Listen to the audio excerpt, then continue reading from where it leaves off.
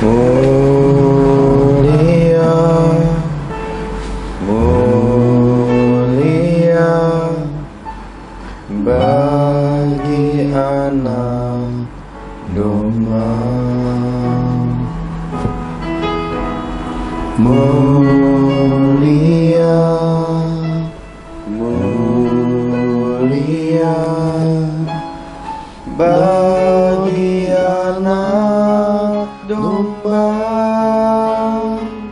sebab Engkau mulia dan layak dipuji, yang duduk di tahta dan yang akan memerintah selamanya atas semua yang di bumi. Mulia, mulia bagi anak domba. Mulia, mulia bagi anak domba, sebab Engkau mulia dan layak dipuji, yang duduk di tahta dan yang akan memerintah selamanya atas semua yang di bumi.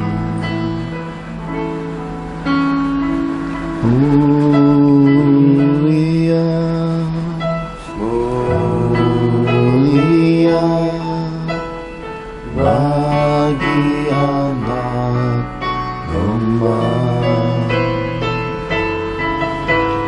Mulia, mulia bagi anak domba, sebab Engkau mulia dan layak dipuji, yang duduk di tahta dan yang akan menerima selamanya atas semua yang di bumi. Semua yang di bumi, atas semua yang di bumi. Dan anugerahkan kasih-Mu bagi kami dan sisi keluarga kami yang mencari wajah-Mu, hendak duduk diam, beribadah, mendengarkan akan isi hati-Mu, kabar-kabar baik,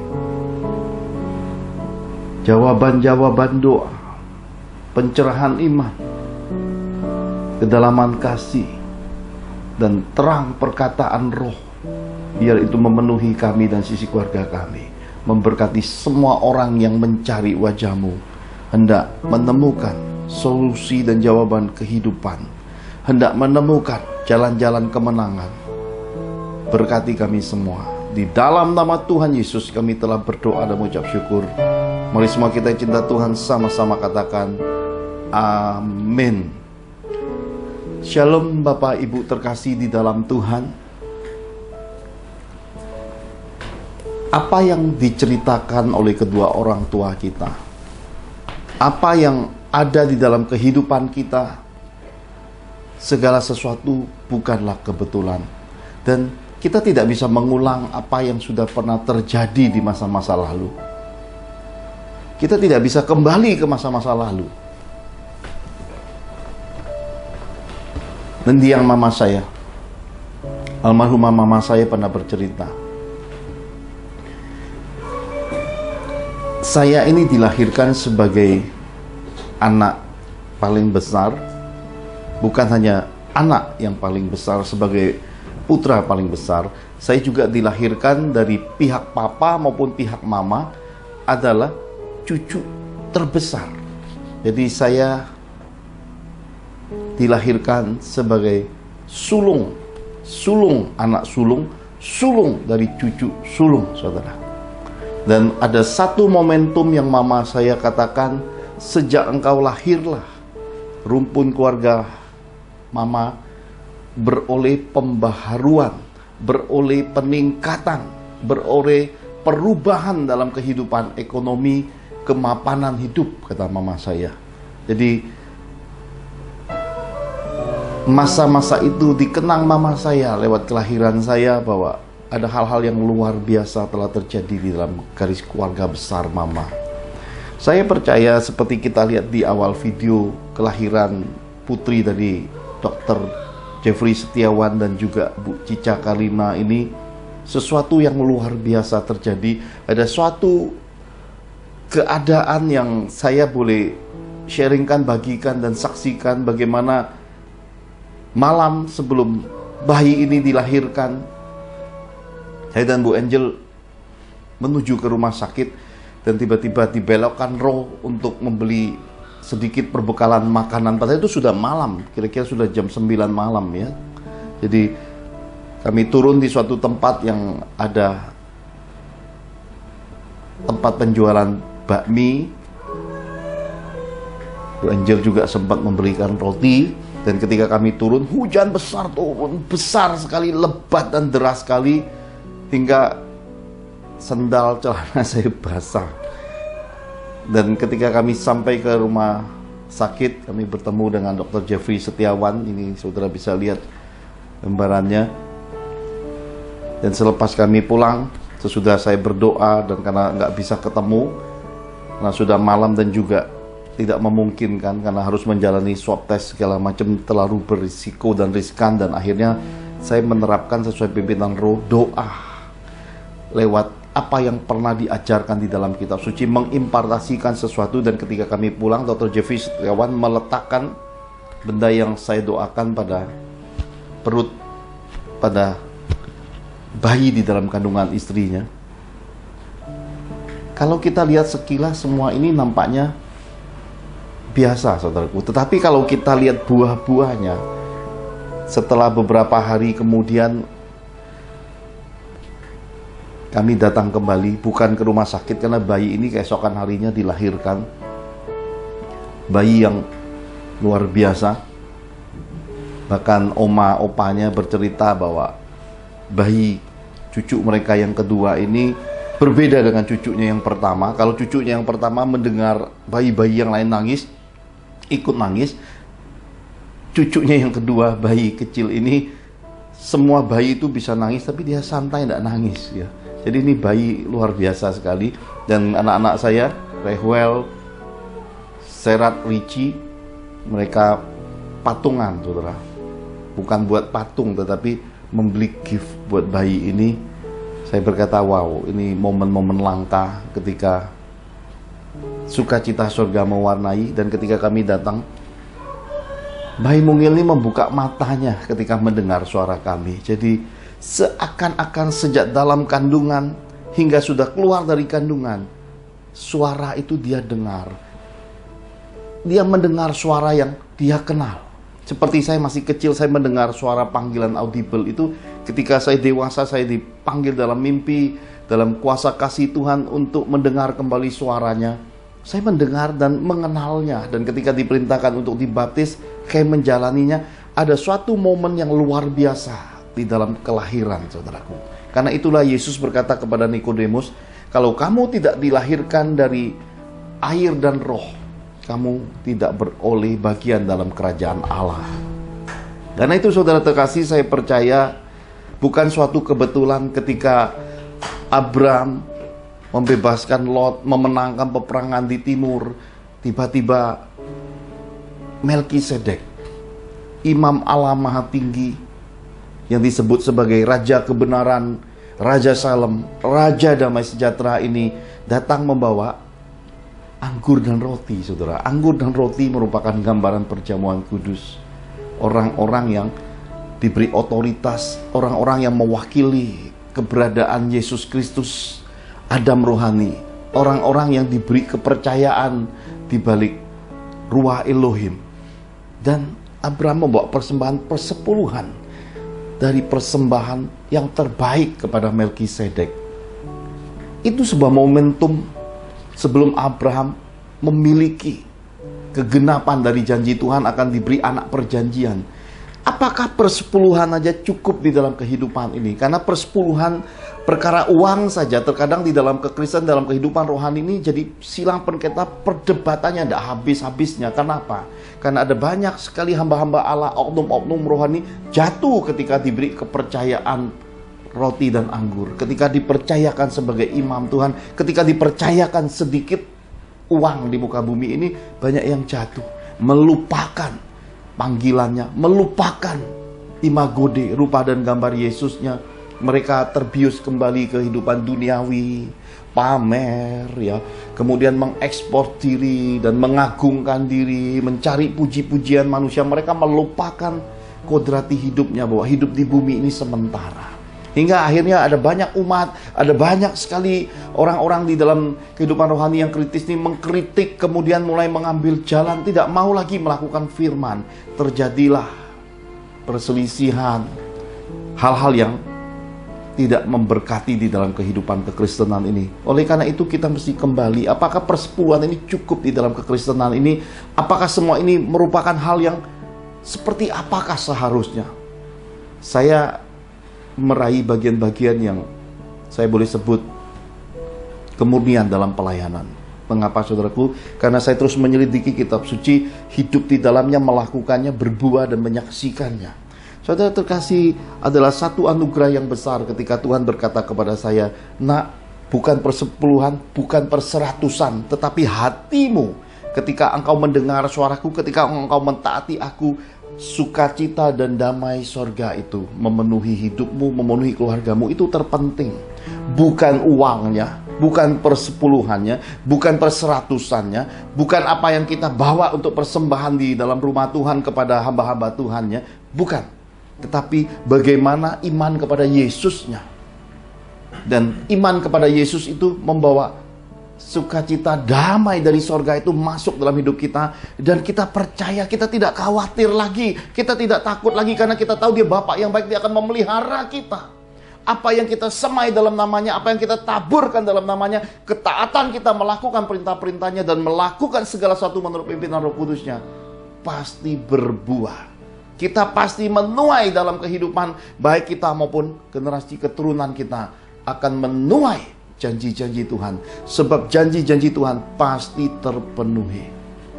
Lalu Roh mengajarkan kepada saya tentang persembahan yang terbaik dalam hidup. Bukan persepuluhan semata, perseratusan. Karena gereja mula-mula dibangun dari pemberian perseratusan, saudaraku. Momentum.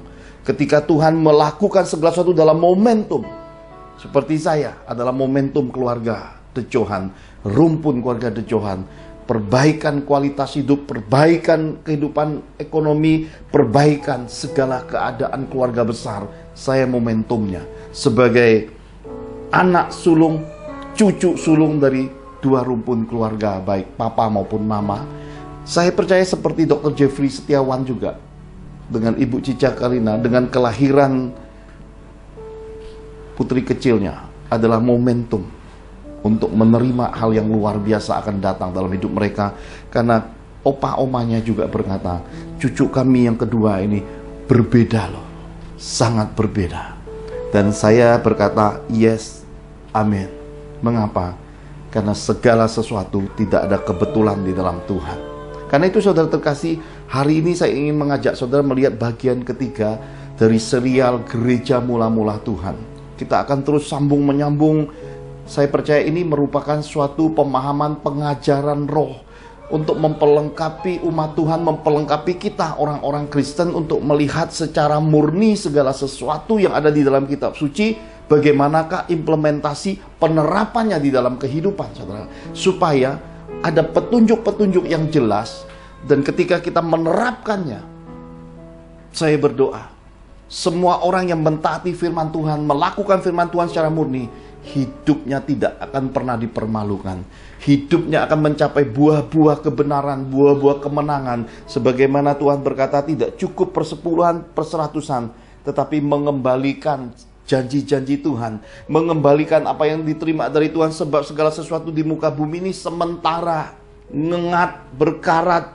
Segala yang di bumi ini suatu masa akan digulung seperti gulungan kertas, saudaraku.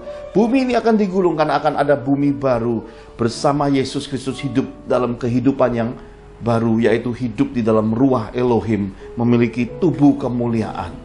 Karena itulah ketika Tuhan berkata kepada Abram, sesudah dia menerima janji-janji itu, memiliki Ishak di dalam hidupnya, Tuhan berkata kepada Abraham, bawalah anak perjanjian itu menuju ke Gunung Moria. Apakah Sarah protes marah-marah? Tidak, saudaraku. Tidak ada yang patut dipertahankan dalam kehidupan ini.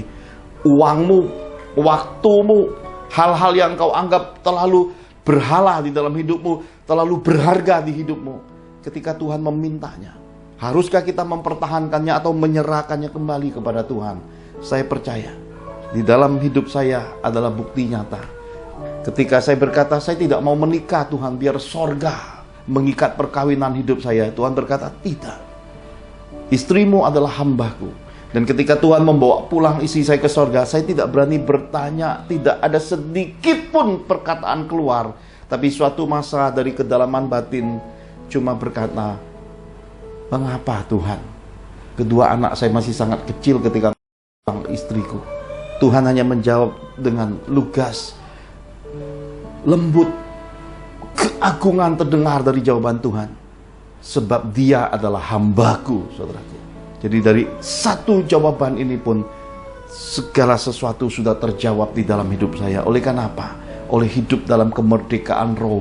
Oleh karena hidup di dalam ruah Elohim, maka tidak ada ikatan apapun. Semuanya kemuliaan bagi Yesus Kristus di tempat yang maha tinggi. Karena itu hari ini kita mau belajar tentang pelayan Yesus Kristus, abdi Kristus, abdi kasih di dalam kehidupan ini. Mari kita lihat bersama-sama apa yang tertulis di dalam kebenaran firman Filipi 3 ayat 1 sampai yang ke-11. Filipi 3 ayat 1 sampai yang ke-11. Kebenaran yang sejati. Akhirnya saudara-saudaraku, bersukacitalah dalam Tuhan. 3 sampai 1b. Menuliskan hal ini lagi kepadamu tidaklah berat bagiku dan memberi kepastian kepadamu. Hati-hatilah terhadap anjing-anjing, hati-hatilah terhadap pekerja-pekerja yang jahat, hati-hatilah terhadap penyunat-penyunat yang palsu. Karena kitalah orang-orang bersunat yang beribadah oleh Roh Allah dan bermegah dalam Kristus Yesus dan tidak menaruh percaya pada hal-hal lahiriah. Sekalipun aku juga ada alasan untuk menaruh percaya pada hal-hal lahiriah. Jika ada orang lain menyangka dapat menaruh percaya pada hal-hal lahiriah, aku lebih lagi.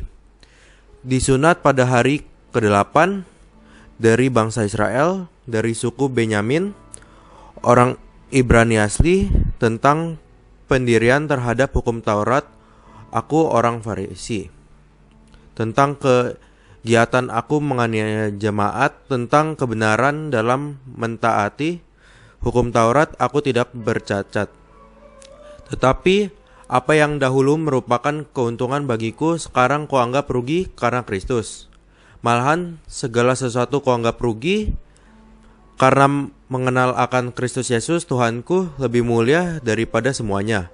Oleh karena dialah aku telah melepaskan semuanya itu dan menganggapnya sampah supaya aku memperoleh Kristus dan berada dalam dia bukan dengan kebenaranku sendiri karena mentaati hukum Taurat, melainkan dengan kebenaran karena kepercayaan kepada Kristus, yaitu kebenaran yang Allah anugerahkan berdasarkan kepercayaan.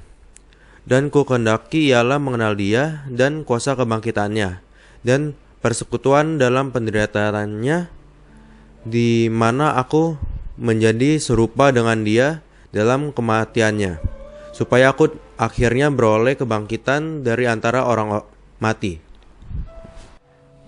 Amin. Saudara terkasih, Rasul Paulus menuliskan suatu hal yang luar biasa, saudara. Ketika Roh menyatakan hal ini, alangkah saya berkata dalamnya firman Tuhan. Sangat dalam, semakin digali akan ketemu mata air yang semakin luar biasa dalam kehidupan, saudara. April, Mei, Juni. Seharusnya pada tanggal 6 Juni 2021 saya menyelesaikan satu pembacaan kitab suci Injil. 66 kitab itu selesai, tetapi oleh karena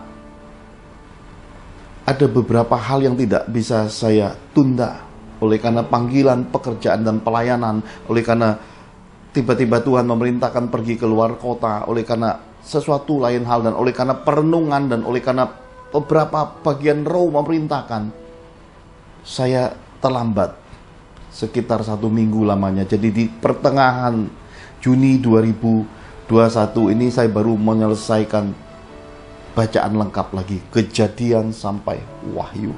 Saya berharap semua anak-anak Tuhan yang mendengarkan kesaksian ini tergugah hatinya, terpanggil hatinya untuk memulai membaca kitab suci lagi. Kalau kepada saya saja sebagai hamba Allah, tiap hari hanya bertekun baca kitab suci, merenungkannya, menemukan semua hal penting yang Roh nyatakan. Saya berdoa semua kita memahami bahwa semua jawaban hidup ada di dalam kitab suci. Apa yang kita baca akan dihidupkan oleh Roh menjadi rema. Rema yang kita terapkan, yang kita taati, yang kita kerjakan akan menjadi buah. Buah-buah kemenangan yang kita terima itu akan memuliakan Tuhan lewat hidup kita. Sebab itu kita percaya. Karena kita percaya, kita berkemenangan. Di dalam kemenangan itu, kita memuliakan Tuhan. Lewat kesaksian perkataan kita, ada banyak umat Tuhan yang lain beroleh penemuan, jalan-jalan kemenangan bersama Roh Kudus di dalam firman Kristus. Dalam Yesus Kristus mereka pasti berkemenangan. Semua orang yang memiliki iman kepada Yesus pasti berkemenangan. Tuhan memberkati. Haleluya. Nah, saudara terkasih, bagian pertama yang dipesankan di dalam pelayan-pelayan Tuhan kepada semua kita yang berharap kita menjadi pelayan setia Tuhan, kita menjadi hamba setia Tuhan, karena hamba melakukan apa yang tuannya perintahkan.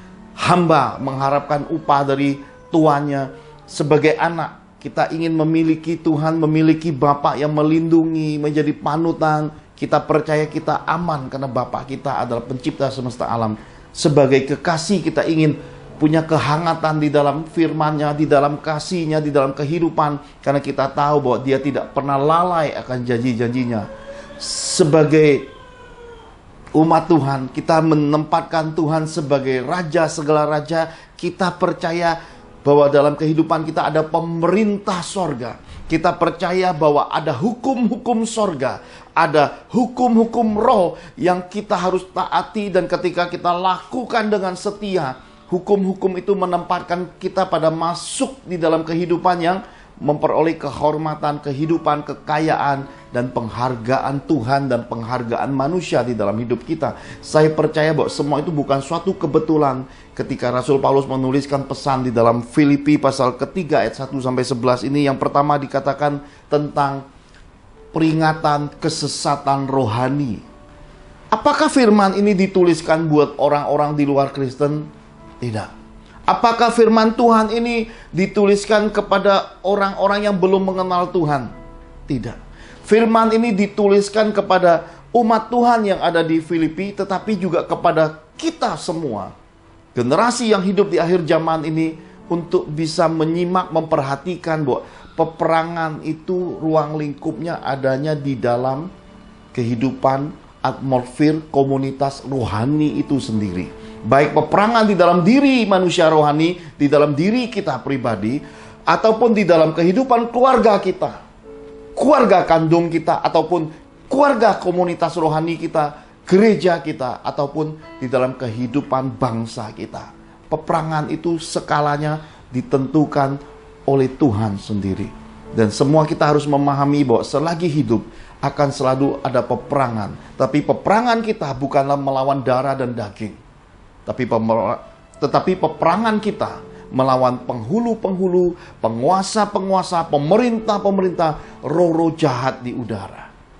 Seteru Tuhan, si ular naga tua yang telah memutarbalikkan pengertian firman hingga Adam dan Hawa terjatuh di dalam dosa. Dosa itu menjalar membawa garis keturunan Adam Hawa hidup di dalam dosa asal, kecenderungan untuk berbuat dosa, melanggar firman, hingga mereka takut ketika mendengar hal-hal baik yang datang dari sorga, tetapi lebih cepat untuk masuk di dalam hal-hal yang negatif. Itulah efek dari kejatuhan itu. Setan mencuri damai sejahtera. Si setan ular tua naga jahat itu menempatkan manusia masuk pada dimensi hal-hal yang negatif lebih menyenangkan, hal-hal negatif lebih mudah dijual, hingga semua yang bombastis dari dunia ini lebih punya daya tariknya. Karena itulah semua manusia ditarik masuk dalam kehidupan kedagingan. Manusia lama, kehidupan yang penuh dengan pencemaran, hawa nafsu, dengan berbagai perbuatan yang bertentangan dengan firman Allah. Tetapi yang dari roh itu penuh damai sejahtera, kerendahan hati, kedewasaan, mengalah, selalu membawa kasih sebagai bagian dan solusi dalam kehidupan. Karena itu daging dan roh tidak mungkin dipersatukan, karena daging akan menindas roh. Oleh karena itulah setan tahu untuk menghancurkan seisi dunia ini dan menguasainya cuma ada satu jalannya, yaitu peperangan rohani, di mana kehidupan orang-orang rohani disesatkan dengan dua pilihan. Yang satu dari Tuhan, yang satu setan samarkan seakan-akan juga dari Tuhan. Karena itulah saya percaya ini waktunya bagi kita semua memahami, sebagai umat yang hidup di generasi akhir menjelang kedatangan Yesus Kristus, baca firman, bertekun dalam firman, jadilah pelaku firman, berkemenanganlah dalam kehidupan oleh karena firman, dan engkau akan dijadikan Tuhan terang dan garam sebagai pelaku-pelaku amanat agung untuk membawa terang kasih Yesus untuk menolong banyak orang yang hidup di muka bumi ini. Karena itulah jangan lalai, jangan lelah, jangan putus asa bekerja di ladangnya Tuhan. Mari terus bergerak dalam semangat, sebab upah yang dari Bapa Surgawi menantikan engkau. Oleh karena semua ini adalah anugerah dalam kehidupan kita semasa kita hidup. Oleh karena Dia memilih kita sejak dari dalam kandungan. Sejak dari kandungan ibu kita, Dia telah menetapkan kita, telah memilih kita, dan telah mematraikan kita sebagai kepunyaannya, anak-anak kesayangannya yang berharga. Nah, perhatikan saudara, ketika peringatan kesesatan rohani diperdengarkan, dituliskan tentang kata anjing-anjing, pekerja-pekerja jahat, penyunat-penyunat palsu. Ini kan suatu bentuk pertentangan sebenarnya. Sulit untuk dipahami semula, saudara. Kenapa saya berkata sulit? Kenapa tiba-tiba di dalam kitab suci muncul kata anjing-anjing? Yang menuliskan ini adalah Rasul Paulus, dan ketika saudara masuk pada bagian akhir kitab suci, penutup dari kitab suci, tidak ada lagi bagian dari kitab suci yang dipercayai, baik itu orang-orang perjanjian lama maupun perjanjian baru, karena kitab suci sudah tertutup di dalam kitab Wahyu Rasul Yohanes. Bahwa di dalam penglihatan roh pun Rasul Yohanes memperingatkan tentang anjing-anjing yang tidak masuk surga. Apakah ini anjing-anjing yang bicara tentang orang-orang kapar-kapir, saudara? Yang suka kita dengar di beberapa tahun belakangan ini, kopar kapir, ya, tentang kapir-kapir. Bukan. Ini bicara tentang orang-orang fasik. Orang-orang fasik adalah orang-orang yang hidup di dalam Tuhan tetapi berkelakuan duniawi. Orang-orang yang punya Tuhan tapi cara hidupnya penuh hawa nafsu, kedagingan, mempertahankan manusia lamanya, dan mereka memanipulasi kehidupan firman. Inilah yang dimaksud anjing-anjing di dalam kitab suci. Mereka tidak beroleh bagian di dalam kerajaan Allah. Dan Tuhan Yesus sudah pesankan akan ada dua kelompok. Yang kanan itu domba-domba, yang kiri itu kambing-kambing.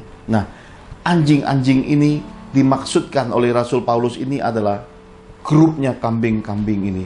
Mereka yang tidak melakukan kehendak Tuhan, mereka yang tidak hidup di dalam pimpinan Tuhan. Mereka tidak melakukan perintah-perintah Tuhan, tetapi mereka terus memanipulasi firman Allah. Mereka terus mengecap keuntungan di balik firman. Mereka terus memanipulasi orang-orang yang lemah, orang-orang yang tulus, orang-orang yang polos, orang-orang yang tidak mengerti. Dan mereka terus peras, mereka terus gali, mereka terus eksploitasi untuk keuntungan dirinya sendiri dan membawa-bawa nama Tuhan. Makanya di akhir zaman Tuhan Yesus berkata, "Nyalah kamu sekalian pembuat kejahatan." Ini anjing-anjing ternyata dikatakan juga sebagai pekerja-pekerja jahat.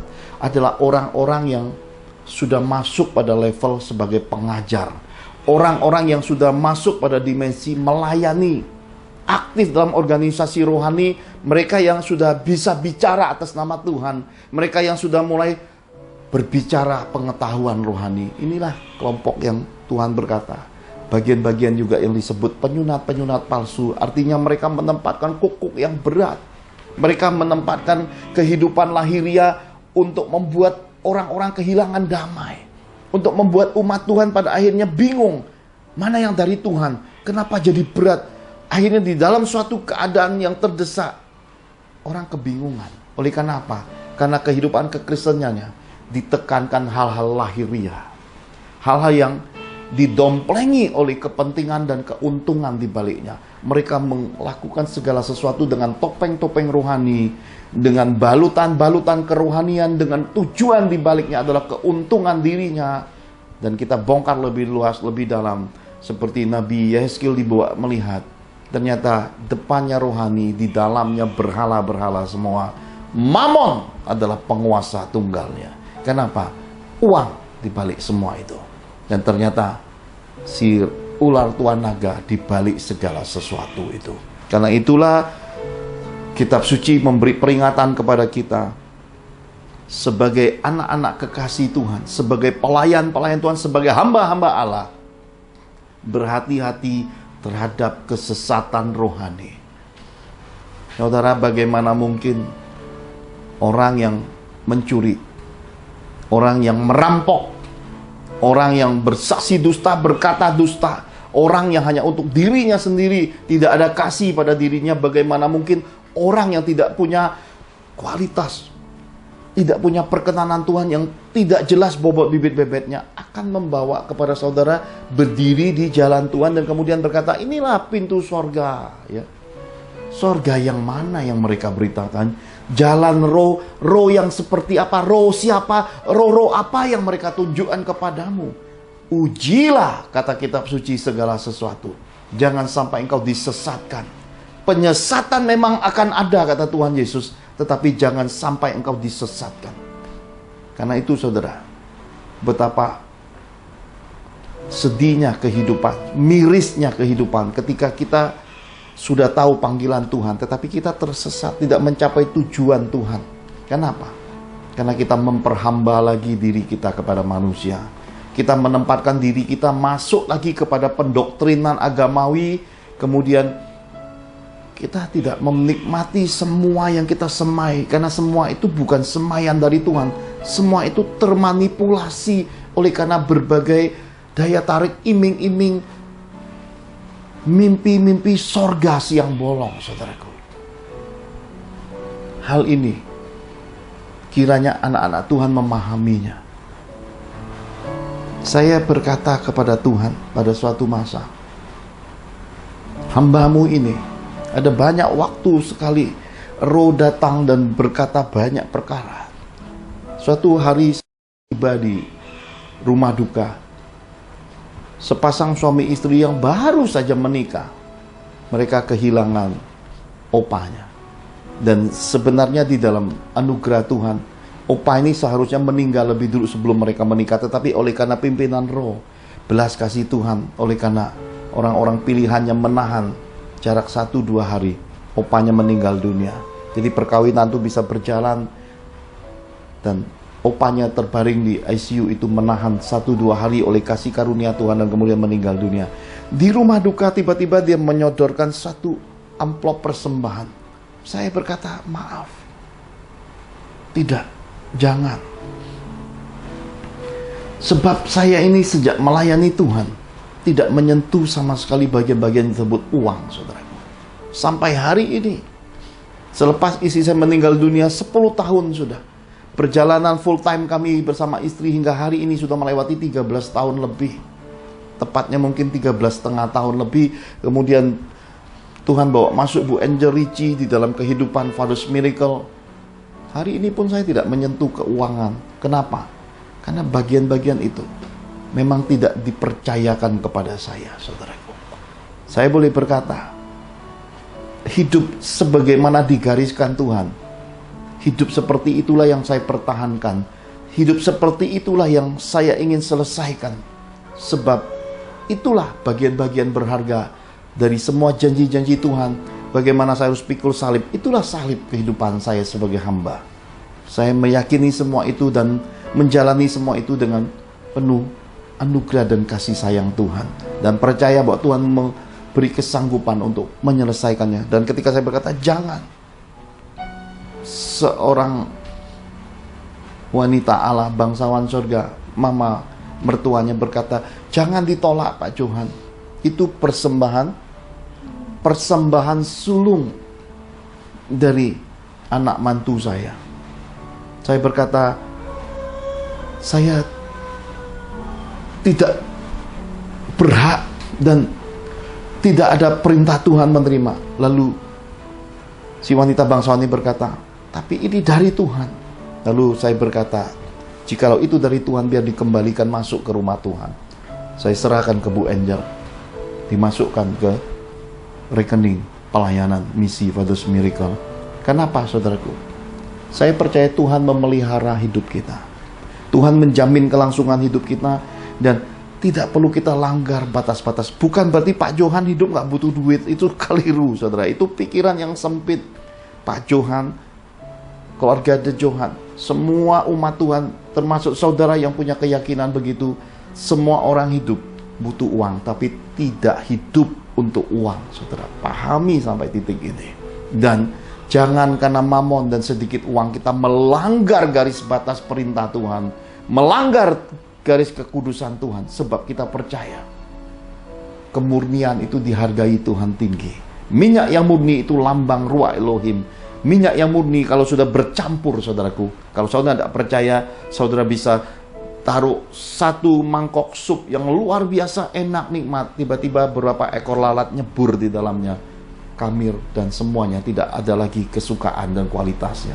Demikianlah kita harus menjagai hidup, menjagai hati, menjagai perjalanan iman, perjalanan kasih Yesus dalam hidup kita. Sebagai pelayan Kristus, sebagai hamba-hamba Allah, itu merupakan kewajiban buat kita.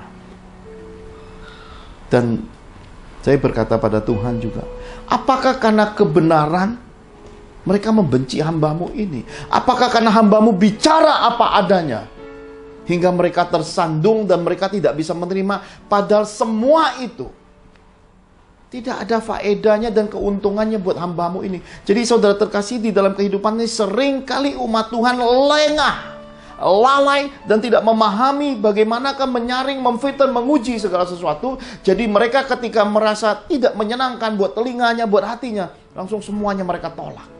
Padahal kalau dikaji dan diuji, apa untungnya buat si penyampainya? Apa faedahnya? Bukankah lebih banyak risiko dibenci? Tetapi itulah kehidupan nabi-nabi Tuhan. Itulah kehidupan orang-orang yang cinta Tuhan. Mereka dipercayakan jadi penjaga. Mereka harus bicara kebenaran. Tidak boleh satu kata atau lebih kata ditambahkan, dikurangi ataupun ditambahkan. Roh ingin mereka menyampaikan secara utuh dan sempurna semua pesan Tuhan.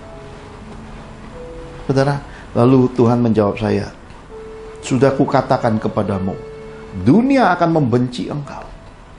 Sebab dunia lebih dulu membenci aku, kata Tuhan.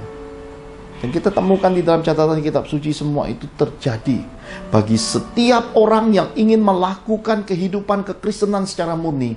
Semua perkataan Tuhan Yesus akan melanda hidupnya, akan terjadi di dalam hidupnya. Lalu Tuhan berkata kepada saya lagi, aku sudah beritahukan kepada sisi dunia ini, Jikalau engkau tidak percaya kepada aku, kata Tuhan Yesus, percayalah kepada pekerjaan-pekerjaan yang kulakukan. Lalu Tuhan berkata juga, nak, kepadamu sama aku perlakukan firmanku. Jikalau mereka tidak bisa menerima engkau oleh karena perkataan roh yang kau sampaikan, seharusnya mereka bisa bercermin, kata Tuhan Yesus, lewat pekerjaan-pekerjaan yang engkau lakukan di dalam aku. Saya berkata, iya Tuhan, selayaknya seperti itu. Tetapi umat Tuhan ternyata di akhir zaman ini sumbunya pendek, mudah pudar apinya, saudara. Jadi roh di dalam dirinya, ruah Elohim itu tidak besar, tidak kuat. Mantelnya tidak tebal. Jadi kalau kena dingin sedikit, semua orang disalahkan. Jadi kalau tersengat sedikit, dia berkata hidup ini tidak menyenangkan. Lalu kena pencobaan sedikit, dia mulai mempertanyakan Tuhan. Inilah kehidupan akhir zaman. Roh-roh yang sensitif. Orang muda sekali berkhianat. Orang muda sekali dalam kehidupan ini melupakan Tuhannya. Inilah yang dipesankan Tuhan di akhir zaman. Betapa manusia hidup tidak lagi ada dasar-dasar Kristusnya. Mereka ingin segala sesuatunya instan, konstan. Beberapa waktu kemarin, teman-teman kelas doktor teologi sedang berdiskusi di grup WhatsApp. Mereka berkata, akhir zaman ini medsos sedang kacau balau.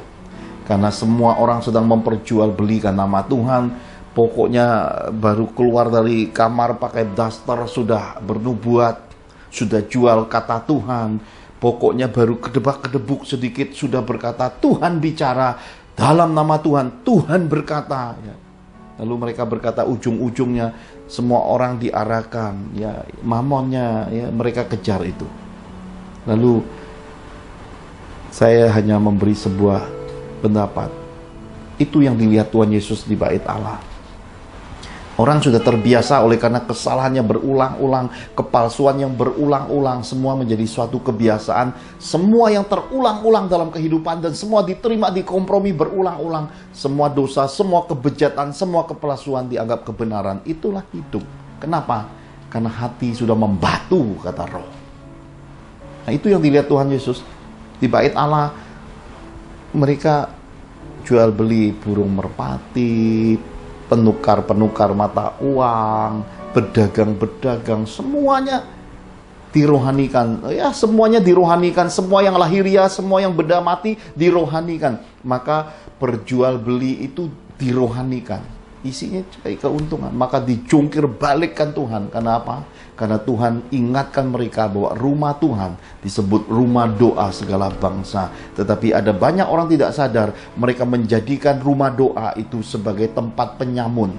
Penyamun itu saudara ngerti saudara? Menawan orang, ya, memaksa orang, membuat orang kehilangan damai sejahtera, melakukan segala sesuatu dengan tidak datang dari Tuhan lagi. Maka itulah hal-hal rohani yang tidak dikenal Tuhan. Saudara, sampai titik dimensi ini, saya berharap kita memahaminya. Paulus berkata, semua itu kerugian dan kuanggap sampah. Bagaimana mungkin sudah diperingatkan, tapi di akhir zaman ini masih banyak orang masih ingin hidup di dalam sampah, saudara. Masih ingin bermegah di dalam sampah dan menganggap sampah itu terbaik, saudaraku. Oleh karena apa? Karena kita nggak pernah baca firman. Kita tidak tahu semua peringatan itu. Kita terus hidup di dalam semua itu. Dan kita menganggap semua itu, wah ya. Marilah kita berhenti, saudara. Izinkan pada kesempatan berbahagia ini, saya sekalian memberikan pertanggungjawaban kepada anak-anak rohani saya, keluarga besar Father's Miracle. Dan juga kepada saudara-saudara seiman, para bendahara sorga yang menopang, menunjang, mendukung pendidikan-pendidikan. Saya ingat tesis S2 saya, saudara. Ini tebalnya 560 lembar, saudara. Ini bukan kesanggupan, kepiawaian, bukan karena Pak Johan hebat. Sama sekali saya tidak berguna, saudara. Ini karya keluar murni dari Roh Kudus. Ketika Tuhan berkata, nak, tesismu di kelas magister saya, saudara, ya, S2-nya Tuhan berkata buat tentang 5 jawatan. belum ada panduannya, kami cari bukunya, susah sekali. Bahkan Pak Rektor institut tempat saya menimba ilmu menyumbang slide 5 jawatan pengajarannya. Dosen-dosen pembimbing ikut ambil bagian, oleh karena ini karya Tuhan yang luar biasa. Jangan lihat tebalnya, saudara. Ini memang sangat tebal. Ini yang menyita hari-hari. Ini yang membuat masa-masa saya kehilangan tenaga, energi, hingga saya tidak banyak ambil pelayanan di masa-masa saya menuliskan tesis ini, saudara. Dan ini anak-anak rohani bisa paham kenapa banyak waktu saya tidak kontak, tidak berinteraksi, oleh karena bertekun karya Tuhan ini. Dan ini disupport oleh hamba-hamba Allah, oleh anak-anak Tuhan, baik dari Kanada, ya, dengan berbagai profesi, dokter, mahasiswa, ibu rumah tangga, pelayan-pelayan Tuhan, karyawan, semua andil di dalam sini menyumbangkan pikirannya, buah karyanya, bahkan editornya, bahkan hamba-hamba Allah dari berbagai kota ambil bagian. Ini jadinya, saudara. Saya percaya ketika kita mau masuk pada ketekunan di dalam roh, di dalam firman, ketika kita mau menyelidiki segala sesuatu, kita akan menemukan rekam jejak, saudara. Dalam hidup ini ada rekam jejak. Tidak usah khawatir, tidak usah takut, saudara. Hidup tidak akan mudah sekali dihancurkan atau ditipu, saudara. Karena saya percaya dalam hidup ini ada rekam jejak. Sebagaimana saya juga hidup sebagai seorang hamba, ada rekam jejaknya, bisa diselidiki, saudara. Saya ingin tunjukkan satu foto. Ini adalah seorang man of God, saya sebutnya. Di hari kecelakaan maut dan sesudah Tuhan memberi mobil penggantinya, saya mendatangi salah satu perusahaannya, karena perusahaannya sangat banyak sekali. Ini seorang man of God, pria yang cinta Tuhan. Ini lulusan Amerika, saudara. Anugerah Tuhan luar biasa. Kenapa? Saya menyelesaikan karir terakhir saya di perusahaan man of God ini. Ini saya memanggilnya Pak Ruli, saudara. Dari Marga Lonto, saudara ya. Semua orang Manado kenal, semua orang toko otomotif kenal, karena perusahaannya sangat banyak sekali. Ada hal yang menarik. Selepas saya 8 kali harus pamitan, Pak, saya ingin selesai kerja, ingin melayani Tuhan. Oh, jangan dulu, perusahaan lagi butuh kamu, Pak Johan. Tak berapa lama saya pamitan, sampai 8 kali harus sedikit memaksa. Pak, nggak bisa lagi. Gak apa-apa, terus aja Han, yang penting achievementmu bagus sampai hari ini, dan semua itu saya lihat ada Tuhan. Kita butuh kamu, Han, katanya. Tapi lalu saya berkata, umat Tuhan juga butuh, Pak. Kalau saya terfokus terbagi dua dan Tuhan terus desak-desak di dimensi rohnya, suatu kesempatan dia berkata, kalau itu sudah nggak bisa dicegah, ya sudah, saya merestui, katanya. Itu masa-masa terakhir saya meninggalkan pekerjaan, saudaraku, dan bagaimana ada beberapa tetes air mata karena saya merasa sangat dekat dengan man of God ini. Dan saudara tahu, pada masa-masa saya hendak melepaskan pekerjaan,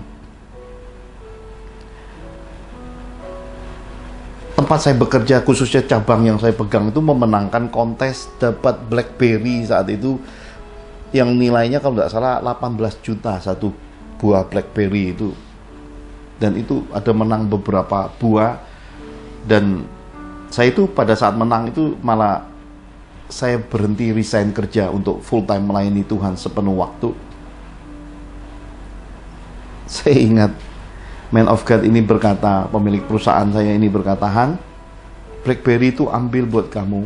Saya bilang, enggak Pak, jangan, karena aturan perusahaan itu karyawannya sudah pergi, enggak boleh terima gift yang seperti itu. Oh, enggak apa-apa, Han, enggak apa-apa, nanti saya yang bereskan. Saya bilang, enggak bisa Pak, jangan Pak, enggak apa-apa nanti, katanya. Sebentar, dia panggil HRD, kemudian suruh bereskan surat menyurat, dia tanda tangan, saudara.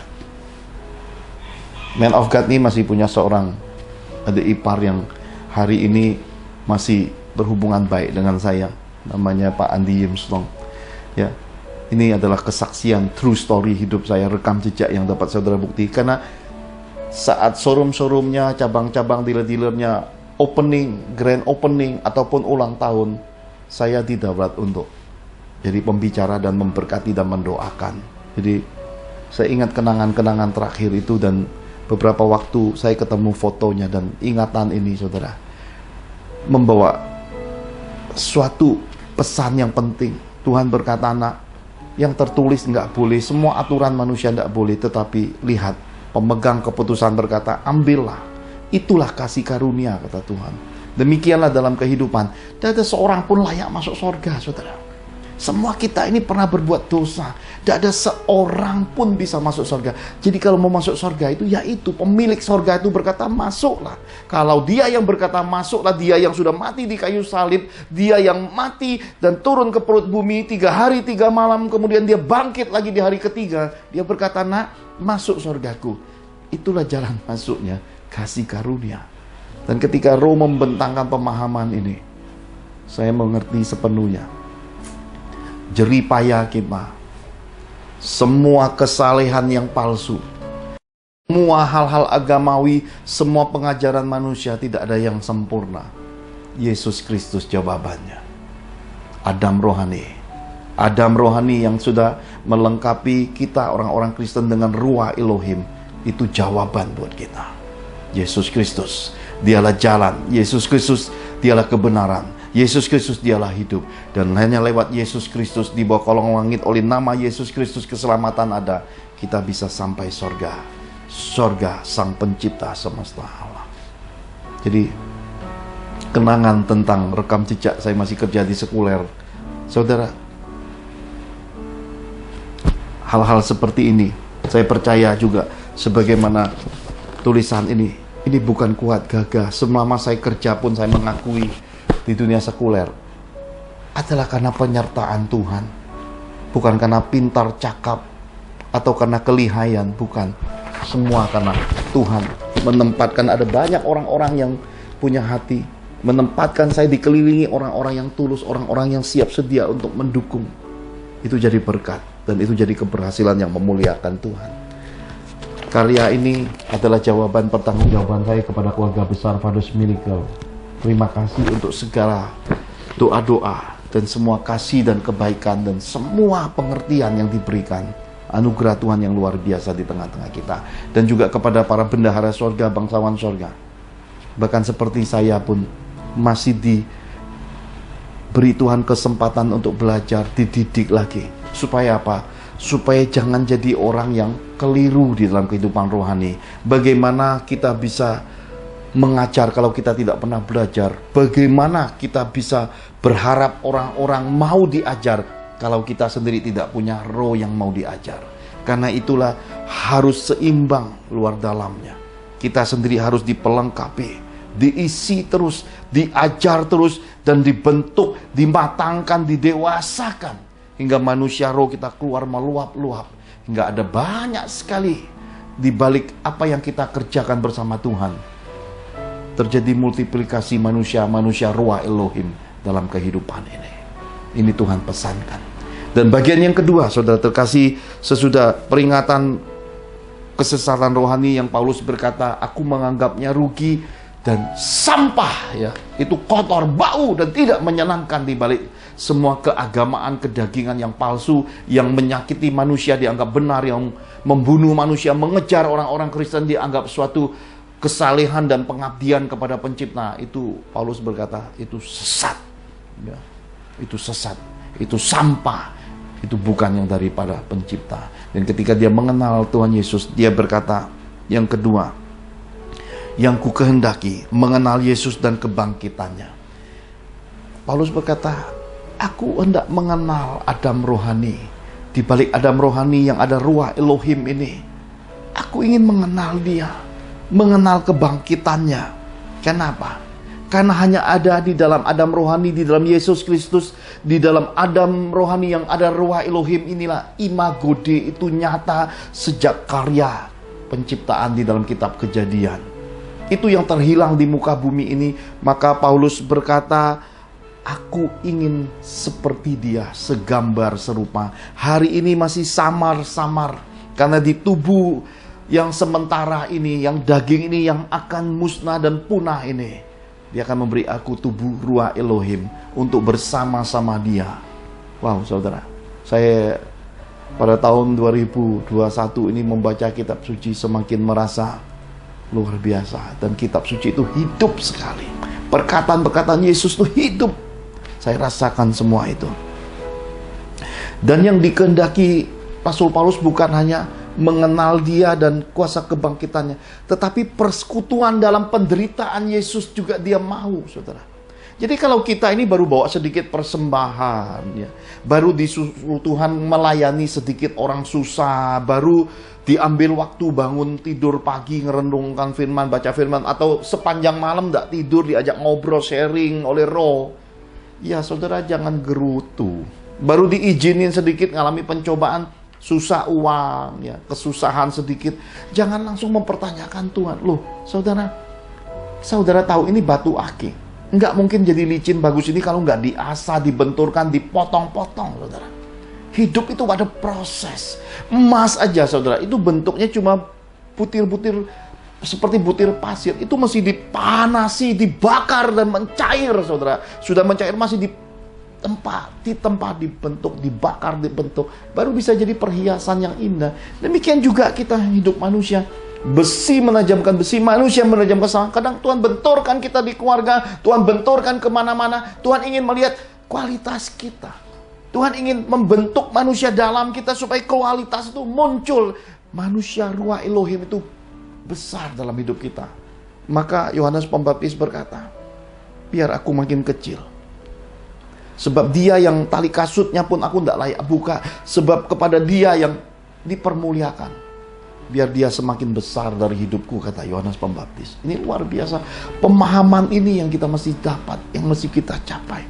Jangan jadikan kehidupan ini kita senang di balik persembahan, kita makan persepuluhan, kita makan persembahan sulung, kita makan persembahan perseratusan, kita perkaya diri kita, umat Tuhan kemiskinan, umat Tuhan kelaparan, kekeringan, kehausan, dan orang lain menderita, kita senang-senang di dunia. Engkau sudah terima upahmu di dunia. Yang kau curi di dunia ini, di sorga nanti engkau nggak punya tempat sama sekali. Karena itu Paulus berkata, yang ku kehendaki adalah persekutuan dalam penderitaannya. Lihat teladan Rasul Paulus. Tidak ada seorang pun yang aku bebankan.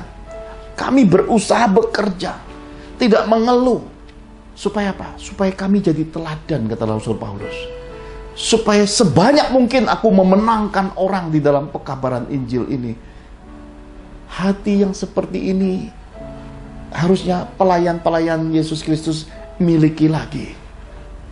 Jangan berpikir bahwa membangun bangunan rohani, mengumbar panggilan dengan memberi persembahan kasih kepada hamba-hamba yang dari berbagai bangsa, pamer flyer ini besar-besar, itu tidak alkitabiah loh, saudara. Yesus tuh di masa pelayanannya tidak ada begitu loh. Itu muncul dari kesadaran manusia-manusia yang membutuhkan dia. Itu roh yang menggemakan semua. Itu bukan karya manusia.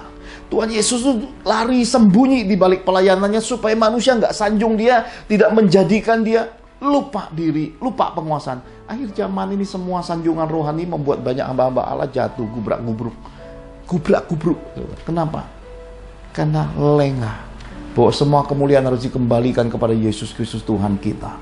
Kita hamba tidak berguna. Harus kembali pada hati seperti itu. Maka saya melihat bahwa yang dipesan oleh Rasul Paulus, persekutuan dalam penderitaan itu merupakan imago Dei juga. Rupa gambar Yesus yang disalibkan itu, saudara. Yang sudah tidak ada lagi nampak mukanya, darah semua dengan mahkota duri dan bilur-bilur. Dan darah itu mengalir di mana-mana, saudara. Rekam jejaknya jelas sekali. Itu penderitaan. Rasul Paulus berkata, aku mau ada persekutuan penderitaan Yesus itu.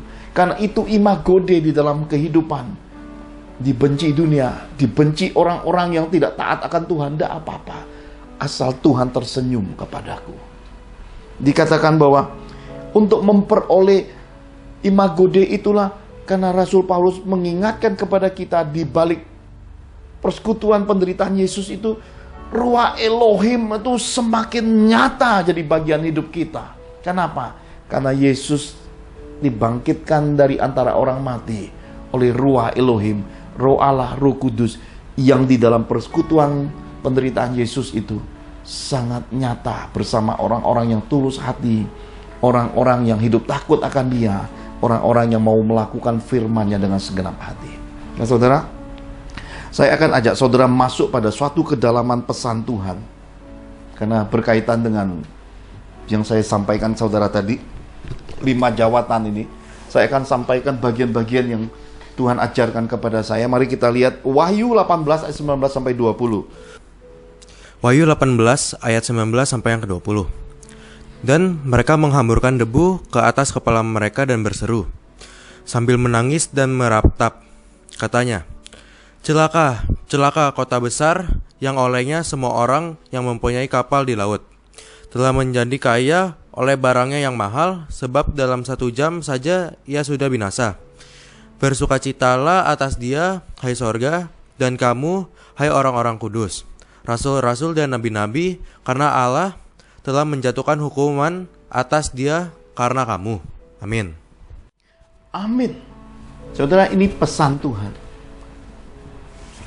Dan pesan ini tersembunyi, dan ketika Roh Kudus menyatakan kepada, ketika saya sedang menuliskan masa-masa itu tesis pendidikan magister saya S2, saudara.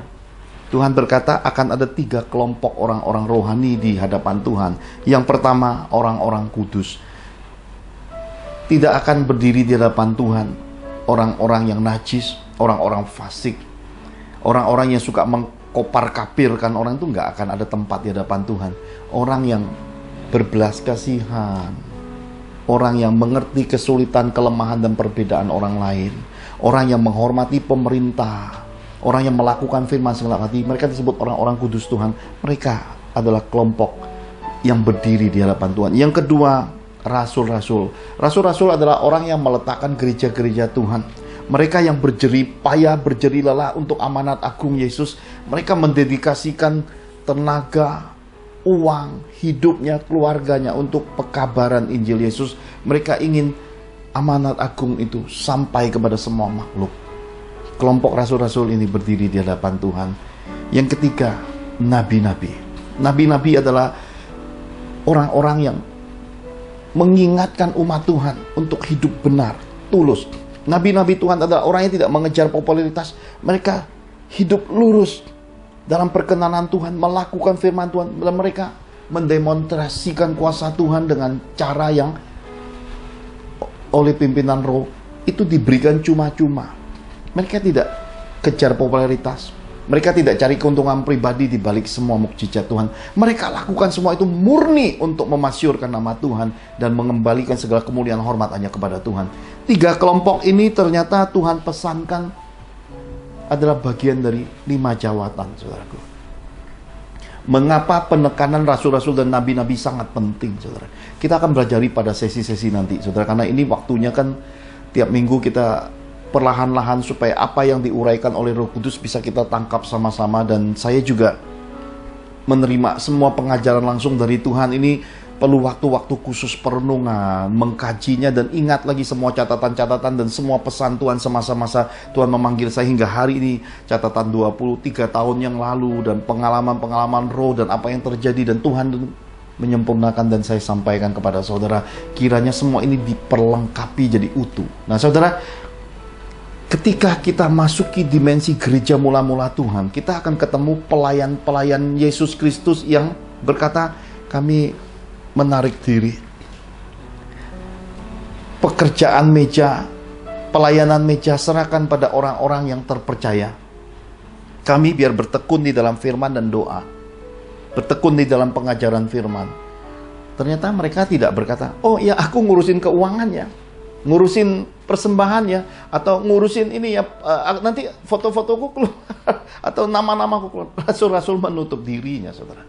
Semakin orang dewasa, semakin berisi ruah Elohim, orang akan memilih tersembunyi. Kenapa? Karena imagode pelayanan Tuhan Yesus itu merupakan contoh teladan. Tuhan Yesus sedang mengadakan mukjizat, dia pergi sembunyi, menyendiri berdoa, saudara.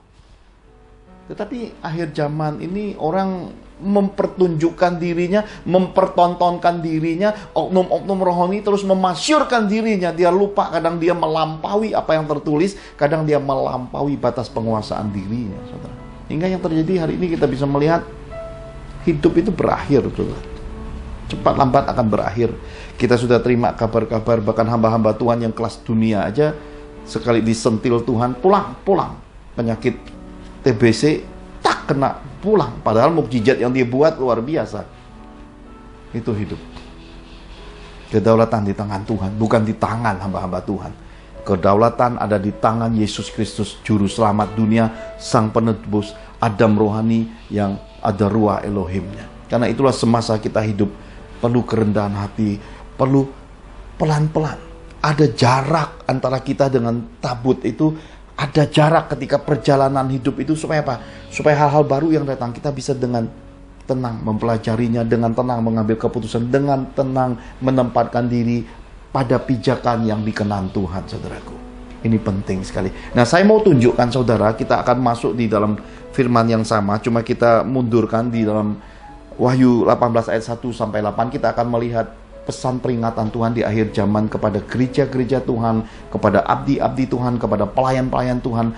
Pesan ini penting untuk kita sadari, dan semua kesesatan ini sudah dinyatakan Rasul Yohanes lewat penyertaan Roh ketika diangkat di sorga, ketika penglihatan sorga, ketika ada di Pulau Patmos. Semua ini sudah dituliskan dan sudah kita baca berulang-ulang, tetapi terkadang kita lupa atau mengabaikannya. Mari izinkan Roh memperdengarkan suaranya lewat peringatan-peringatan Tuhan lagi. Buka telinga, buka hati, buka mata. Mari kita simak sama-sama. Wahyu 18 ayat 1 sampai 8. Wahyu 18 ayat 1 sampai yang ke-8. Kemudian daripada itu aku melihat seorang malaikat lain turun dari sorga. Ia mempunyai kekuasaan besar dan bumi menjadi terang oleh kemuliaannya. Dan ia berseru dengan suara yang kuat, katanya, Sudah rubuh Babel, kota besar itu, dan ia telah menjadi tempat kediaman roh-roh jahat dan tempat bersembunyian roh-roh najis dan tempat persembunyian segala burung yang najis dan dibenci, karena semua bangsa telah minum dari anggur hawa nafsu cabulnya, dan raja-raja di bumi telah berbuat cabul dengan dia. Dan pedagang-pedagang di bumi telah menjadi kaya oleh kelimpahan hawa nafsunya. Lalu aku mendengar suara lain dari sorga berkata, Pergilah kamu, hai umatku, pergilah daripadanya, supaya kamu jangan mengambil bagian dalam dosa-dosanya, dan supaya kamu jangan turun ditimpa malapetaka-malapetakanya. Sebab dosa-dosanya telah tertimbun-timbun sampai ke langit, dan Allah telah mengingat segala kejahatan. Balaslah kepadanya sama seperti dia juga membalaskan, dan berikanlah kepadanya 2 kali lipat menurut pekerjaannya. Campurkanlah baginya 2 kali lipat di dalam cawan pencampurannya. Berikanlah kepadanya siksaan dan perkabungan sebanyak kemuliaan dan kemewahan yang telah ia nikmati. Sebab ia berkata di dalam hatinya, Aku bertahta seperti ratu, aku bukan janda, dan aku tidak akan pernah berkabung. Sebab itu segala malapetakanya akan datang dalam 1 hari, yaitu sampar dan perkabung dan kelaparan. Dan ia akan dibakar dengan api, karena Tuhan Allah yang menghakimi dia adalah kuat. Amin. Amin. Saudara terkasih, ini peringatan Tuhan kepada kita hamba-hamba Allah, umat Tuhan yang kudus, gereja-gereja Tuhan, pelayan-pelayan Tuhan. Hati-hati hidup di akhir zaman ini. Tuhan menggambarkannya sebagai kota Babel, saudara. Saya percaya bukan suatu kebetulan bahwa kita sudah pernah belajar tentang kota Babel ini pada masa-masa pandemi ini tentang Nimrod, tentang Babilonia. Saya akan selipkan linknya di sini, atau saudara bisa ketik di description-nya. Bagian-bagian dari Babel ini saudara baca lagi, saudara dengar lagi khotbahnya, renungin lagi, resapi lagi, pelajari kedalaman firman-nya. Apa saja di balik semua Babel itu sudah saya pernah khotbahkan 3 seri kalau saya tidak keliru saudara ya. Bagaimana manusia ingin menyamai yang maha kudus. Mereka ingin bangunan menara Babel itu sampai ke langit, sampai ke hadapan Tuhan. Karena saat itu mereka satu bahasa, satu tujuan ya. Sampai Tuhan perlu turun tangan mengacau balaukan manusia, hingga akhirnya semua orang tidak bisa saling ngerti karena bahasanya berbeda. Sudah saya pernah khotbahkan di situ. Tetapi yang perlu saya sampaikan menurut peringatan roh adalah tentang anggur hawa nafsu cabul, saudara. Artinya hidup di akhir zaman ini harus hati-hati juga terhadap kehidupan rohani. Karena ada orang terkadang terbiuskan dengan hawa nafsu hingga mereka lupa bahwa cara hidupnya itu cabul. Cabul artinya gini, tidak senonoh. Artinya melanggar batas kekudusan Tuhan. Mereka nggak sadar karena mereka sedang minum anggur yang penuh nafsu. Dan mereka sedang dimabui dengan roh-roh yang bukan dari Tuhan. Hingga mereka nggak sadar bahwa mereka sedang membawa umat Tuhan tidak masuk pada kedalaman kasih Yesus. Mereka sedang bawa umat Tuhan justru menjauh dari kasih Yesus. Mereka sedang mendoktrin umat Tuhan dengan impartasi hawa nafsu, hingga membuat umat Tuhan kamir karena dipenuhi dengan impartasi roh-roh yang bukan dari Roh Kudusnya. Mereka tidak bawa umat Tuhan masuk pada ruah Elohim. Kenapa? Karena hawa nafsu ini menguasainya. Ini Tuhan peringatkan kepada kita. Pedagang-pedagang di bumi menjadi kaya oleh hawa nafsu. Nah, saudara lihat, ini ada suatu bentuk perdagangan. Pelayanan dijadikan media untuk kerja, untuk mencapai mamon, memperkaya diri, mencari keuntungan di balik nama Tuhan. Ini Tuhan peringatkan kita, saudara. Saya ingat suatu kejadian pengalaman beberapa waktu yang lalu ketika Bu Angel masih belum dalam pembaptisan Tuhan, masih agama yang berbeda. Kami buat satu KKR, tempatnya kami dapat harga khusus, tapi karena sudah dipakai salah satu gereja lokal, ada sound systemnya di situ. Saya sendiri diberi kepercayaan dari beberapa anak-anak Tuhan, Pak, pakai sound system punya saya. Mereka yang berprofesi pemain sound system besar ini berkata, pakai, nggak usah bayar Pak, udah pokoknya Bapak mau pakai kapan. Jadi saya dapat tempat yang harganya spesial, sound system saya sudah dapat dukungan free, tetapi berbenturan dengan gereja yang ada di tempat itu, ini di kota Bandung. Akhirnya saya berdoa, Tuhan berkata, mengalah nak. Ya baik Tuhan, keluarkan biaya, enggak apa-apa, jangan jadi sandungan. Saya bilang baik. Akhirnya kami kontak gereja lokal. Gereja lokalnya ini kemudian memberi tarif untuk sewa sound systemnya lebih mahal dari harga gedungnya, berapa kali lipat lebih mahal, saudara. Tapi karena ini perintah Tuhan, saya berkata baik Tuhan, enggak apa-apa. Ya, jadi Bu Angel itu belum jadi orang Kristen sepenuhnya saat itu, belum dibaptis. Ya, meskipun dia sudah desak-desak. Kalau saudara baca di buku di Invisible, ada dinyatakan dalam kesaksian Bu Angel bahwa ada 3 kali mendesak saya untuk membaptis. Saya tidak mau. Kenapa? Karena Tuhan berkata sama saya belum waktunya dan belum waktunya. Kalau dia mau maksa membaptis, lucu ya, ada orang mau baptis maksa, saudara ya. Sedangkan di akhir zaman ini kan banyak kan orang paksa orang lain dibaptis. Kalau Pak Johan enggak, Pak Johan didesak untuk membaptis. Saya tidak lakukan di luar perintah roh, di luar pimpinan Roh Kudus. Saya tidak mau kerjakan hal-hal yang dari Tuhan, saudara. Kenapa? Karena itu ketaatan saya melayani Tuhan. Karena sejak kecil sudah punya konsekuensi mendengar suara Tuhan. Jadi Bu Angel tersandung oleh sikap beberapa orang dari gereja lokal itu. Kenapa? Minta transferan bayar, belum selesai sudah dimatiin lampunya ya. Ada banyak kata-kata yang ya dalam tanda kutip tidak menyenangkan untuk didengar. Selesai. Siapa sangka di kemudian hari tiba-tiba ternyata gembala pemimpin gereja lokal ini kenal dengan relasi-relasi saya di dalam Tuhan, dan pengen saya ngisi ke gereja-gerejanya berbagai cabang di berbagai kota di Indonesia. Pengen Pak Johan keliling gereja-gerejanya. Maka lewat seorang gembala senior yang ya sangat kenal dekat saya karena papanya sendiri ngangkat saya jadi anak, merekomendasikan.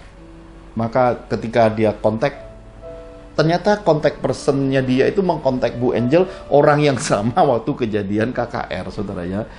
Dan sama Bu Angel berkata, Pak, aku minta izin biar orang Kristen belajar juga. Jangan aku dulu belum Kristen tersandung, jangan mereka tidak paham apa yang mereka perbuat. Nah, ini Tuhan kasih tahu kita, ya.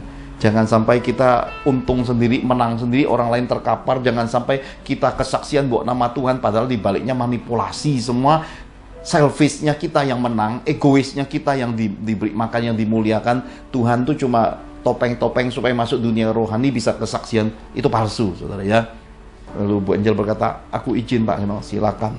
Apa yang Tuhan gerakan kerjain, saya mendukung sepenuhnya, ya saudara. Karena saya percaya 2 tikus masuk di dalam kubangan ember yang berisi es krim, saudara.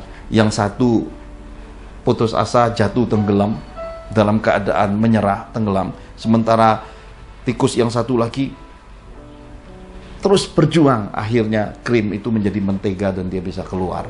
Hidup isinya pilihan, saudara ya. Dan kita perlu dukung orang-orang yang memang semangat dalam Tuhan dan melayani Tuhan dengan murni dan tulus dan ikhlas, saudara. Lalu Bu Angel berinteraksi. Bu Angel langsung bertanya, karena Bu Angel tahu rekam jejak saya, saudara ya. Pokoknya Bu Angel tanya berangkatnya naik apa, terus nginepnya di mana gitu. Nanya lah ya sisturnya pelayanan. Terus pokoknya Bu Angel menempatkan apa yang pernah dikerjakan semasa KKR dulu dikembalikan lagi bagaimana gitu. Wah, tersandung, saudara ya. Tersandung, dilapor ke hamba Tuhan gembala sidang senior yang merekomendasi. Saya ditelepon dari Amerika, saudara ya. Dari Amerika, seorang hamba Tuhan senior, merupakan mama dari gembala sidang yang luar biasa. Di Amerika mereka melakukan suatu pembicaraan, karena yang merekomendasi gembala sidang ini berkata, wih, itu Johan wis pasang tarif ya, katanya. Pelayanannya bertarif sekarang. Si hamba Tuhan senior yang merupakan mama angkat saya berkata, nggak mungkin Johan naik gitu. Maka mereka klarifikasi, telepon. Saya lagi ada di kota Garut kali itu, ya, ditelepon. Lalu saya cerita pada akhirnya.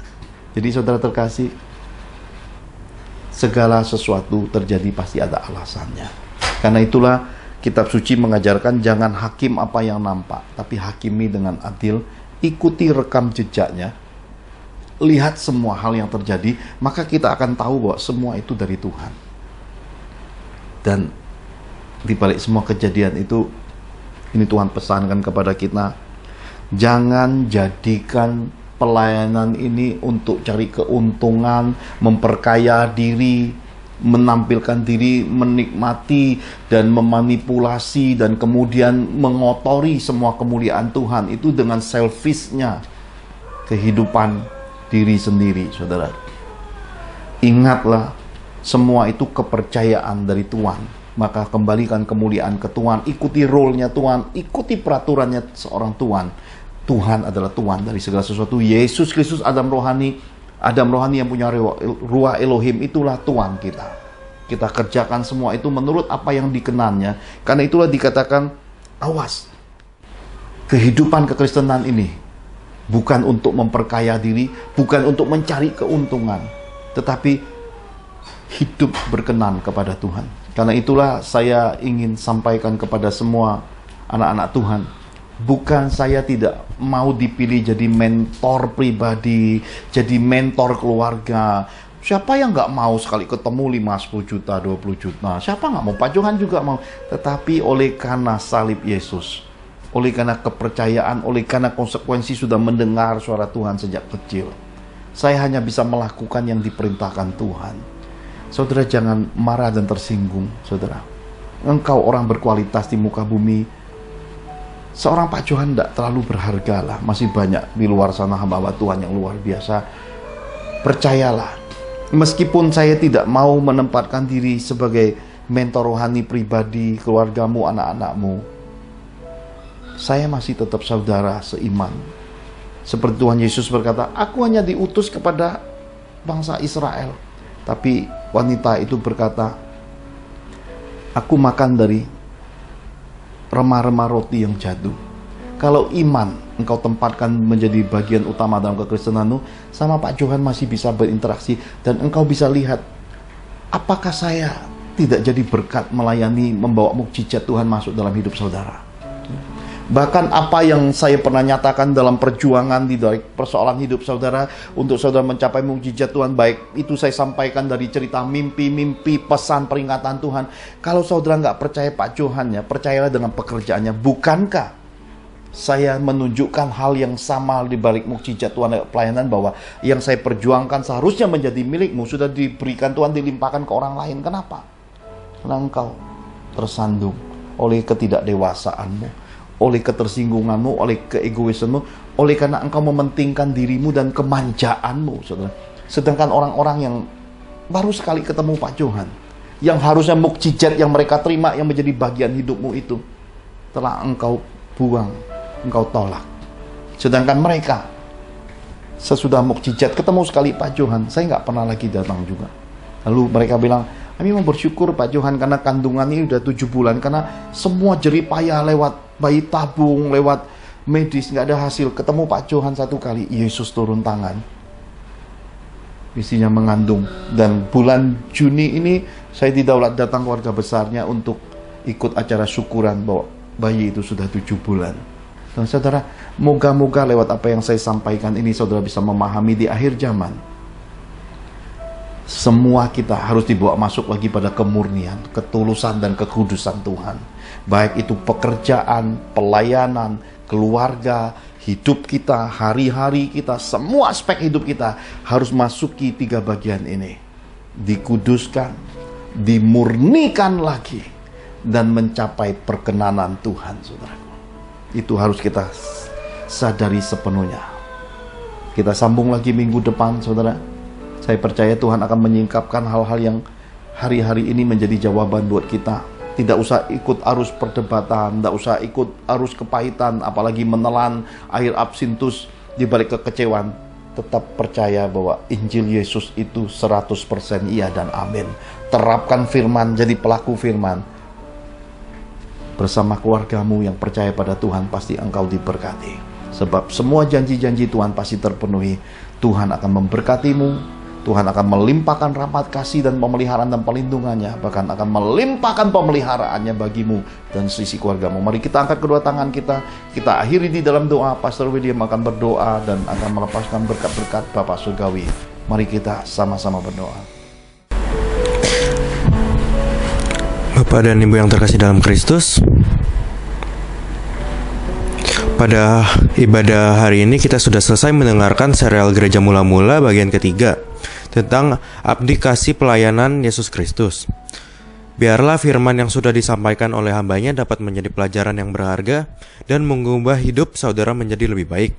Mari kita angkat kedua tangan kita untuk sehati, sepakat, dan seiman dalam nama Tuhan Yesus, menerima berkat-berkat Bapa Surgawi. Demi otoritas Bapa Surgawi terbukalah tingkap-tingkap langit dan disediakannya benih-benih terbaik dalam kehidupan, diberkatinya hidup kita. Apa saja yang dikerjakan dibuat Tuhan berhasil, para malaikatnya diutusnya melindungi hidup kita dan melindungi keluarga kita. Perbekalan makanan kita disediakannya, berkat keuangan kita dilimpahkannya. Berangkas dan rekening bank kita diisi Tuhan dengan limpahnya. Dalam kemuliaan Bapa, dalam anugerah Tuhan Yesus, dalam persekutuan Roh Kudus, kita terima semua berkat Tuhan ini. Sama-sama kita katakan, Amin. Tuhan Yesus memberkati.